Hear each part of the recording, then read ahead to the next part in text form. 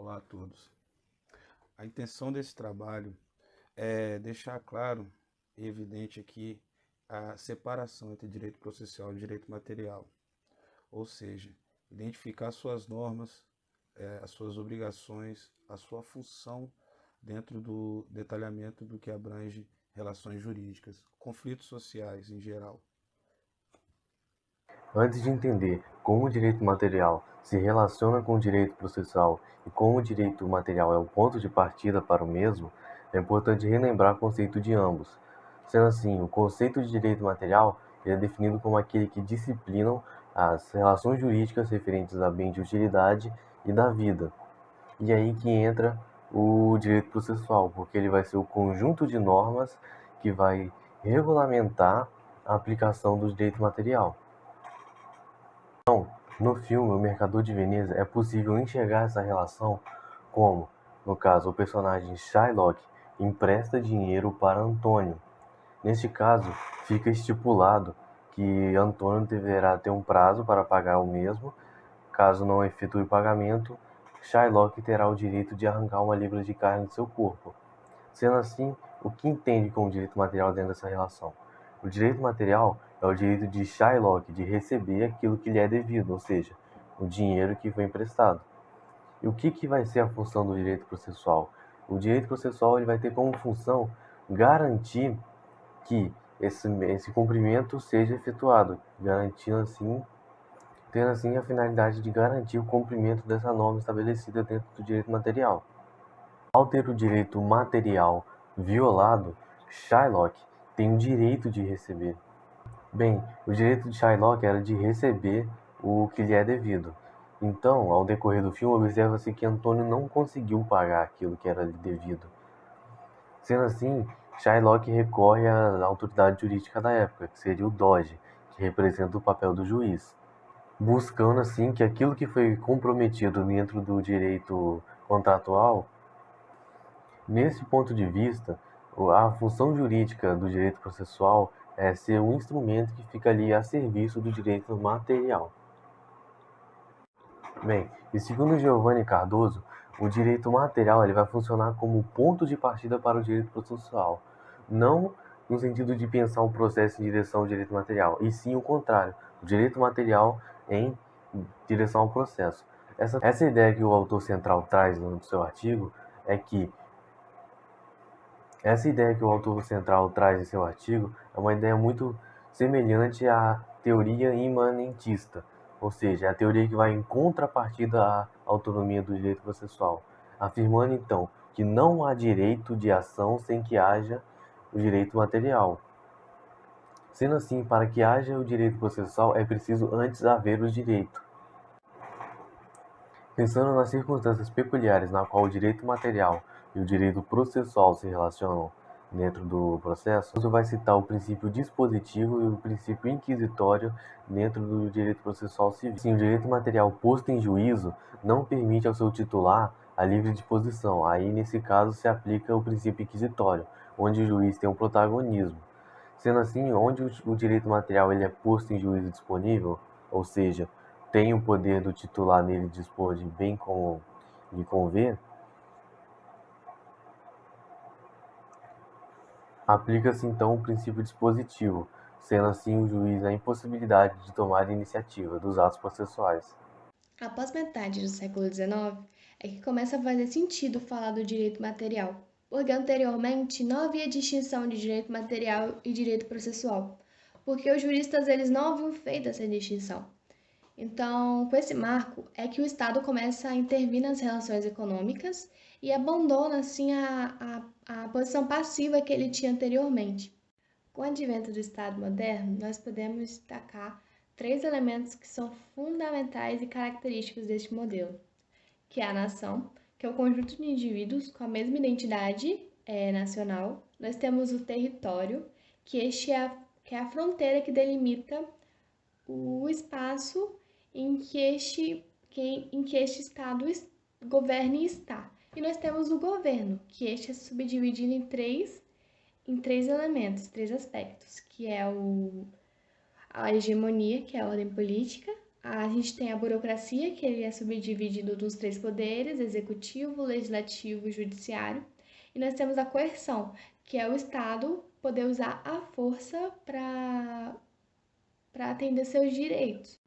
No filme Mercador de Veneza, nós podemos ver um ramo do direito privado, que é o direito comercial, quando é citado que Antônio ele utiliza as embarcações dele para transportar as mercadorias pelos continentes.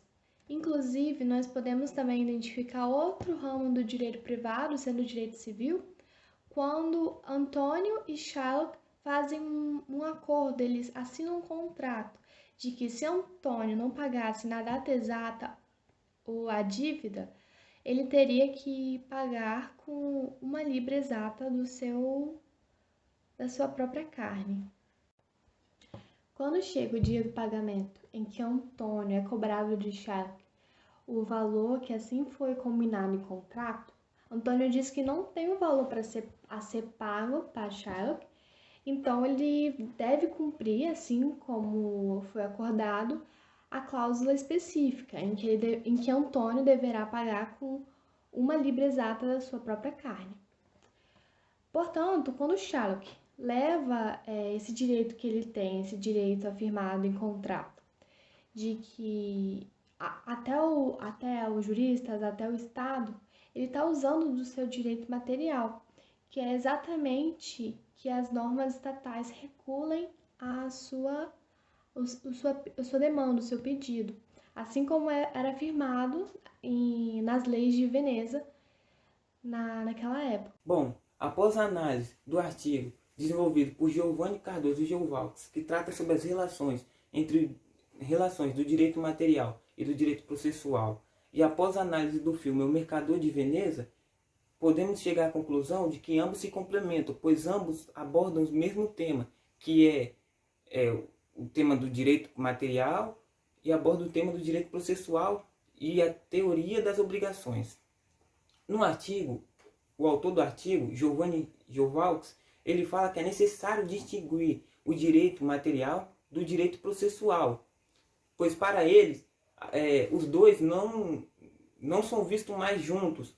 Ele adotou a teoria desenvolvida por Oscar Van Bulow em 1850, que foi a teoria do processualismo autônomo, onde o direito material e o direito processual eles não precisam mais caminhar junto, ou melhor, o direito processual ele não precisa mais estar ligado ao direito material.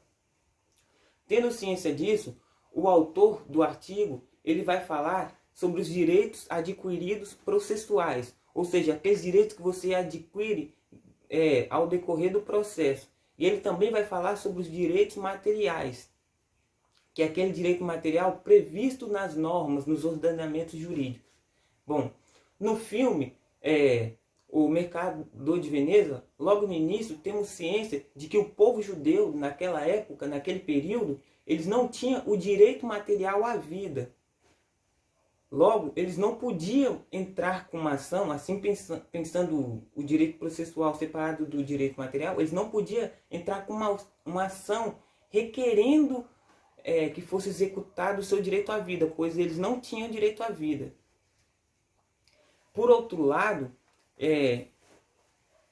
eles tinham o direito de emprestar dinheiro e, caso emprestasse, receber a quantia no prazo determinado.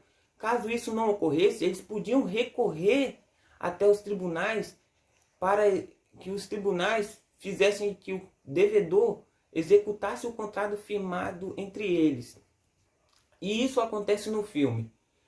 Logo no começo do filme, Shylock, que é o judeu, ele empresta dinheiro a Antônio, que é um cristão e que era um grande navegador.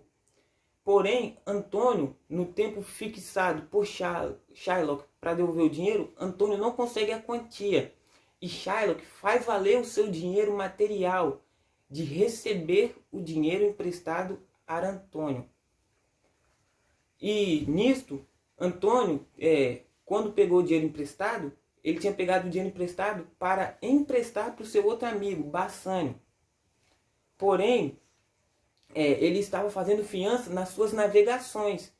Vou pegar o dinheiro emprestado, vou emprestar para Bassânio, que antes de vencer o prazo fixado com Shylock, o judeu, o credor que emprestou o dinheiro, eu efetuo o pagamento e dessa forma eu fico livre de sofrer alguma sanção prevista no contrato, já que eu estou pagando antecipadamente. Porém, os navios a qual Antônio possuía, todos eles naufragaram. E chegando ao prazo de 3 meses, não foi possível Antônio efetuar o pagamento a Shylock. Com isso, Shylock leva Antônio perante aos tribunais e fala, diante desse tribunal, eu quero fazer valer o meu direito material, o direito de receber o dinheiro ao qual foi me dado. Porém, chegando lá, devido aos transtornos que Shylock, o judeu que emprestou o dinheiro, teve, ele faz o quê? Quer saber? Não quero mais saber dos 3.000 ducados. Agora eu quero fazer valer as cláusulas que eu fixei no contrato, caso no dia marcado Antônio não me pagasse. E a cláusula combinada por Shylock e que Antônio aceitou ao assinar o contrato era que, chegado aos 3 meses após a assinatura do contrato e Antônio não tivesse efetuado o pagamento a Shylock podia arrancar 1 libra de carne próxima ao coração de Antônio. E pedindo isto,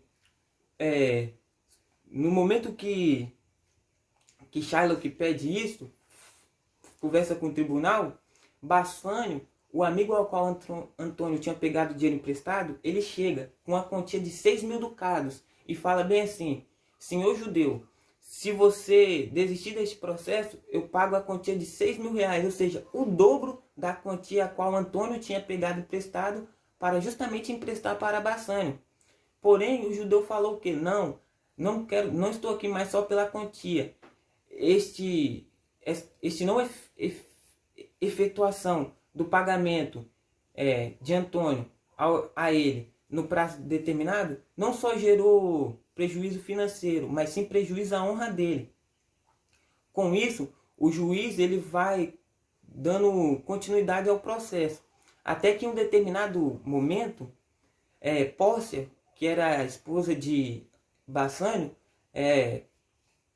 ela fantasiada de juiz, ela chega e, tendo um pouco de um conhecimento jurídico, ela consegue dar uma reviravolta em todo o processo, pois ela acha, dentro do contrato assinado, ela encontra cláusulas a qual favorecia Antônio, ou seja, cláusulas a qual podia livrar Antônio da execução de uma cláusula que exigia 1 libra da sua carne, pois Shylock, o judeu, ele não tinha especificado que ao exigir 1 libra de carne de Antônio, podia ocorrer o derramamento de sangue.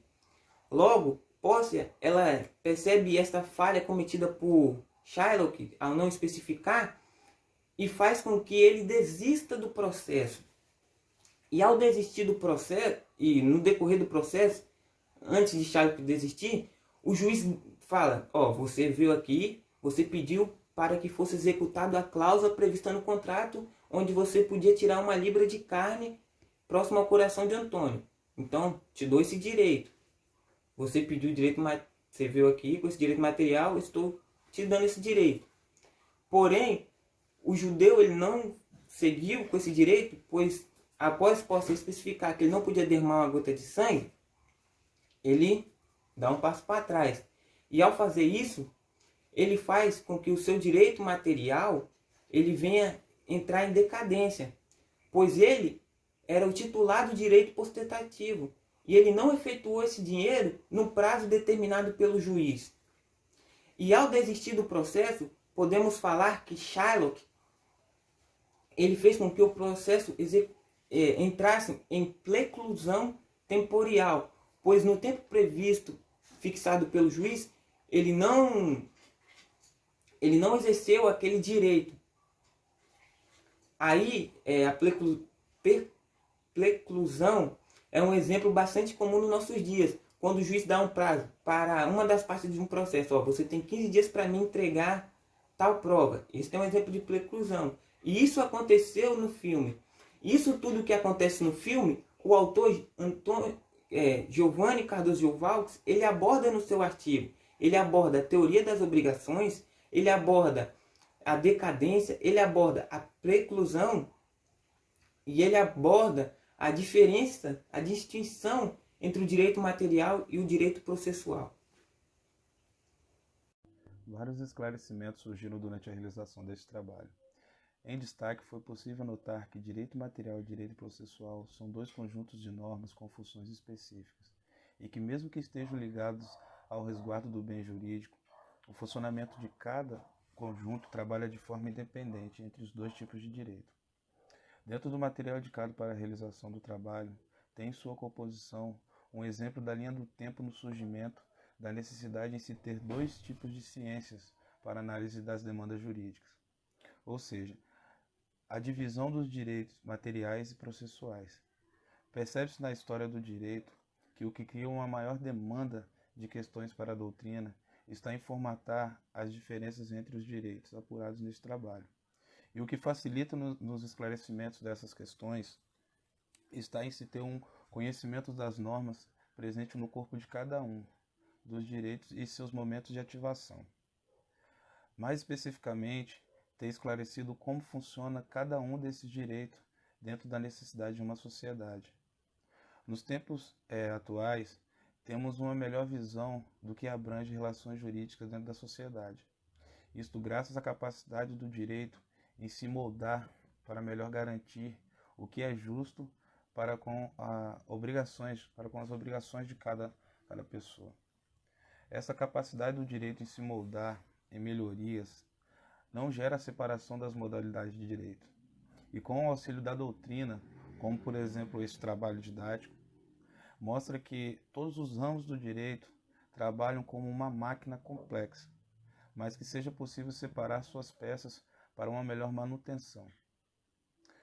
Enfim, é possível afirmar que o direito material e o direito processual são dois corpos separados, mas que a funcionalidade de cada um está relacionada à existência do outro, garantindo assim a eficácia nas relações jurídicas de conflitos de interesses.